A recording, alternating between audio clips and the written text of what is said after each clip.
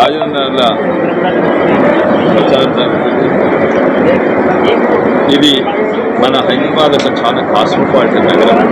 మీరు ఆ భారతీయులందరికీ ఉత్తర భారతదేశం నుంచి, ఉత్తరప్రదేశ్ నుంచి, రాజస్థాన్ నుంచి ఎంతోమంది ఇక్కడ ఉన్నారు.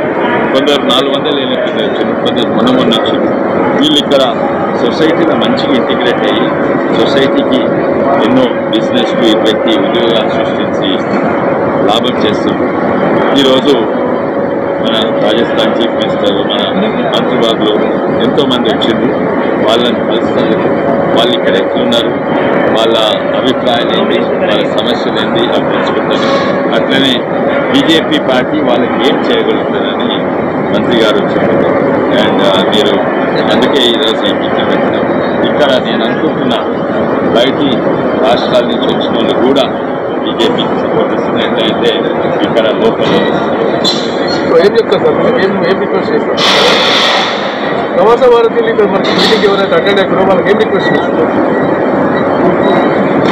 దేశాన్ని రక్షిస్తుండు, అటు పాకిస్తాన్ చైనా నుంచి, ఇటు పేదలను ఆదుకుంటుండు, అటు ధర్మాన్ని కాపాడుతుండు, ఎకానమీని 10వ స్థాయి నుంచి 5వ స్థాయికి తీసుకుంటుంది.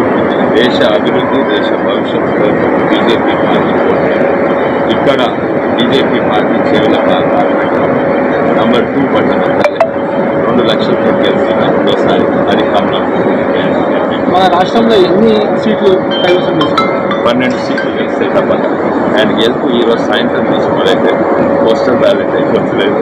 అయితే ఆ పోస్టల్ బ్యాలెట్ నేను అనుకుంటున్నా ఓన్లీ 1 వే పోస్టల్ బ్యాలెట్ పోగా 80 నుంచి 90% ఒకటే డైరెక్షన్లో ఇచ్చింది.